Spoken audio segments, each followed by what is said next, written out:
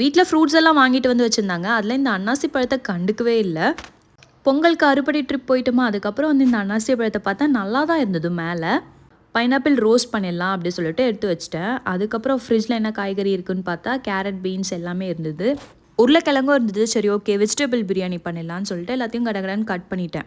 அன்றைக்கி என்னவோ தெரியல, ஜிம் வேறு போயிட்டு வந்தேன்னா செய்யும் போதே சரியான பசி, எப்போடா சாப்பிட போகிறேன் அப்படின்ற மாதிரி தான் செஞ்சுட்டு இருந்தேன். பிரியாணியை தம் வச்சுட்டு அன்னாசி பழத்தை எடுத்து கட் பண்ணால் அதில் பாதி வீணாக போச்சு. பைனாப்பிள் ரோஸ் சாப்பிட போகிறோன்னு சொல்லிட்டு ரொம்ப ஆசையாக இருந்தேன்.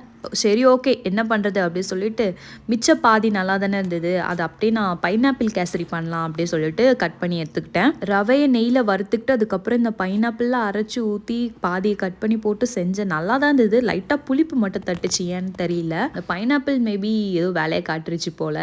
ஃபஸ்ட் அட்டம்ப்டில் இவ்வளோ வந்ததே ஓகே தான் அப்படிங்கிற மாதிரி தான் இருந்தது.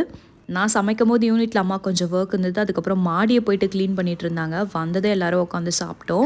வெஜிடபிள் பிரியாணியுமே பர்ஃபெக்டாக வந்திருந்தது. நிறைய பேர் ரெசிபி கேட்குறீங்க, அப்லோட் பண்ணுறேன். அப்படியே ஆனியன் ரைத்தாவும் பண்ணிவிட்டு தலைவர்கிட்ட எடுத்துன்னு போய் கொடுத்தா ரொம்ப ஹாப்பி ஆகிட்டாரு. அன்னைக்கான லஞ்ச் காம்போ எனக்கு ரொம்பவே பிடிச்சிருந்தது. ஹாப்பியாக சாப்பிட்டோம். பாய்.